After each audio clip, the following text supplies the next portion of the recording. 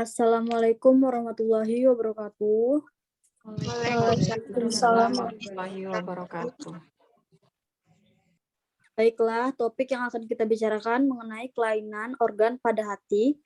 Saya, Rizky Safitri, selaku moderator akan membimbing jalannya diskusi ini. Sebelumnya saya akan memperkenalkan anggota kelompok 4. Yang pertama yaitu Siti Haliza, Preti Sepfani Vera-Veriska, Nadia Salsabila, Intan Sri Wahyuni, Jihan Almashabiha, Nur Septiani, Novebrianti. Selanjutnya adalah penyajian materi. Kepada pembaca materi dipersilahkan. Yang pertama kepada Siti Haliza. Baik, terima kasih kepada moderator. Pengertian hati.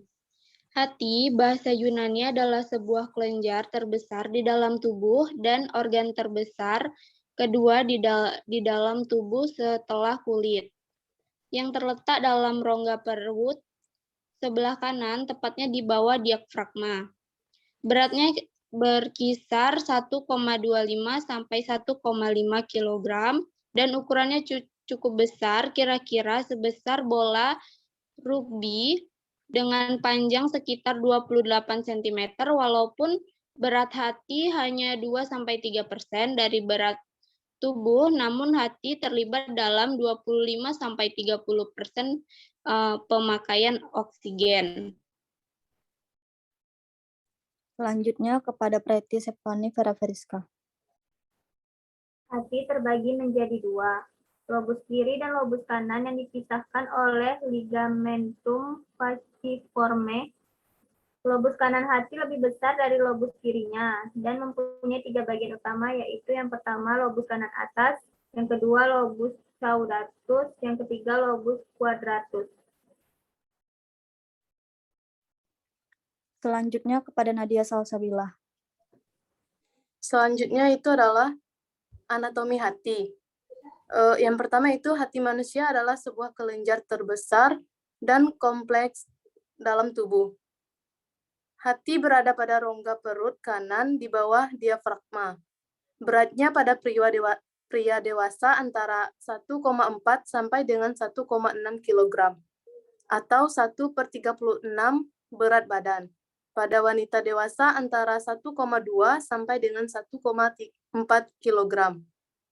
Ukuran normal pada dewasa yaitu panjang kanan kiri 15 cm. Warna permukaannya yaitu coklat kemerahan. Konsistensi pada kenyal. Selanjutnya kepada Intan Sri Wahyuni.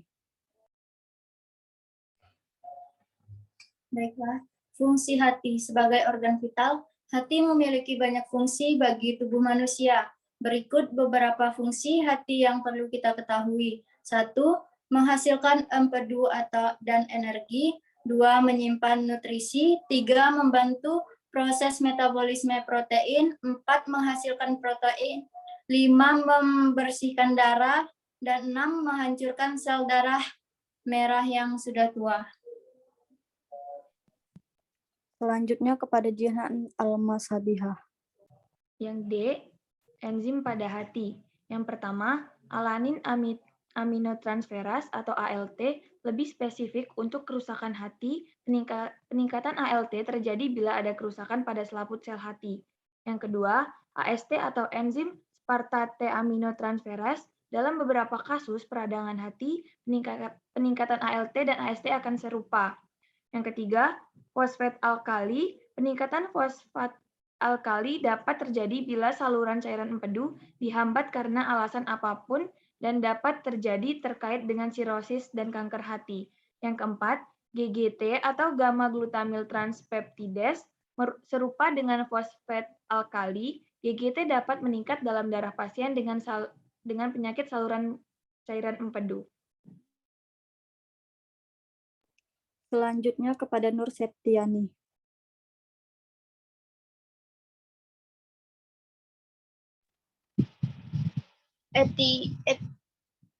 Kelainan pada hati. Beberapa penyakit pada hati. 1. Hepatitis C.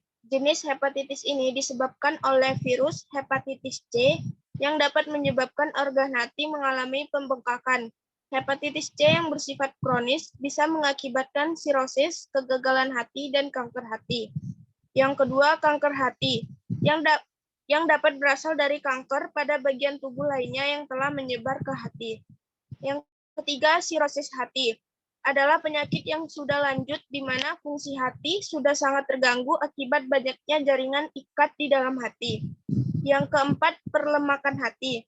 Terjadi bila penimbunan lemak melebihi 5% dari berat hati atau mengenai lebih dari separuh jaringan sel hati. Yang kelima, hepatitis B. Hepatitis B merupakan penyakit yang disebabkan oleh virus hepatitis B dan dapat ditularkan melalui darah, cairan tubuh, atau luka yang terbuka.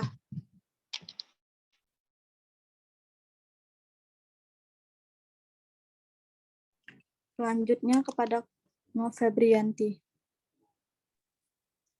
Baiklah, yang selanjutnya ada etiologi dan patogenesis.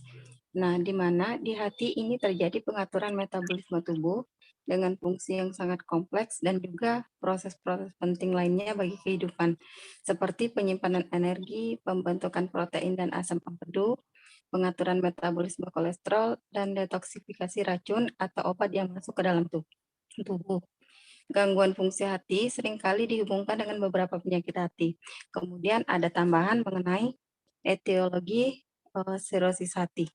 Nah, sebelumnya di sini sirosis hati itu merupakan suatu keadaan penyakit yang mengakibatkan cedera hati yang terjadi dalam jangka waktu lama dan menimbulkan kerusakan serius pada struktur hati. Nah, untuk etiologi sirosis hati itu terjadi sirosis hati biasanya karena seringkali mengonsumsi alkohol kronis ataupun terkena penyakit hepatitis B dan hepatitis C, itu penyakit metabolit dan penyakit hati kolestatis. Nah, sedangkan patogenesis sirosis hati itu terjadi akibat adanya cedera kronik atau reversible pada parenkrim hati, disertai timbulnya jaringan ikat difus atau akibat adanya cedera fibrosis. Terima kasih kepada pembaca materi. Sekian presentasi dari kelompok kami. Apabila ada yang kurang, kami mohon maaf. Sekian, terima kasih. Wassalamualaikum warahmatullahi wabarakatuh. Waalaikumsalam warahmatullahi wabarakatuh.